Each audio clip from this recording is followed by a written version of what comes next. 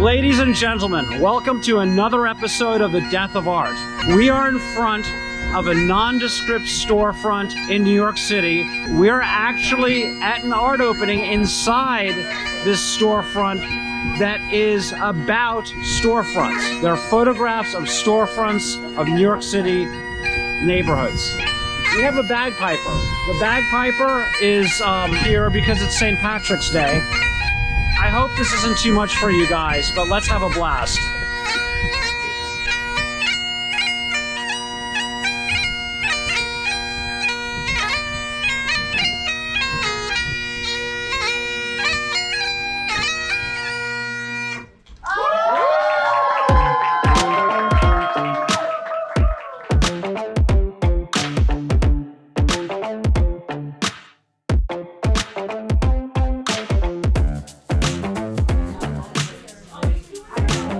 Growing up in New York City, this place, if you're an artist, was the only place to buy art materials because they were the cheapest. And I swore by the place, as did all my friends. Years later, I found out that their hiring practices and the way they treated their employees was abominable. And I sort of felt bad that I only shopped at that place for years and years and years. Trash and vaudeville.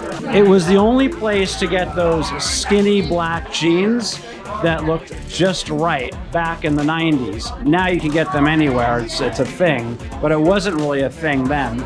And if you had a hot stripper girlfriend, always, I brought her here shopping. E3rd St Ale House is like an establishment in New York City. It's one of the oldest places continuously running, and I've been there once or twice. It is actually a shitty place. Their proprietary E3rd Ale sucked, and it wasn't even that cheap. And so whatever, now you have busloads of tourists that pull up in front of there, and the place is even worse than it was before anybody knew about it.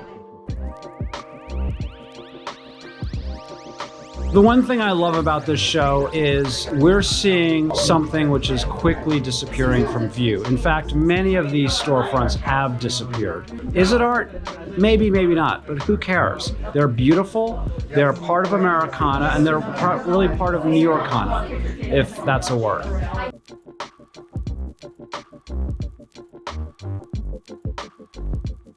If you grew up in the New York City that I grew up in, there was one solid truth about bicycles, and that is, if you left it out overnight, it didn't matter what kind of lock you have, it was gone the next morning. Bicycle stores like this basically took parts from these bikes and created new, beautiful bikes that were original and untraceable. And I used to buy my bikes from these stores.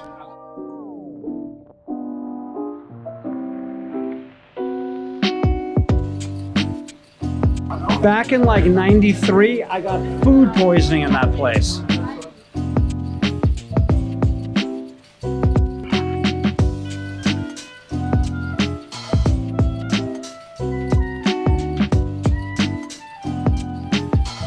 And last but not least, there's Mars Bar. This place was the worst dive on the Lower East Side, which was full of dives. Hank Penza was the owner, an old gangster, may he rest in peace, and he was a friend of mine, and the place was a blast. It was insane.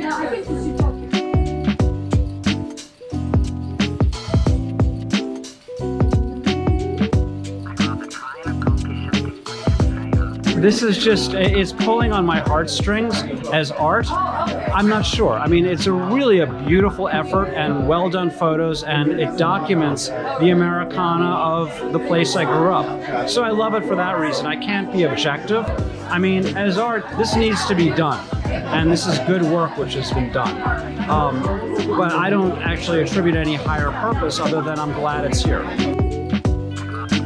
We found the bar. I guess the show's over. Have a good night, guys.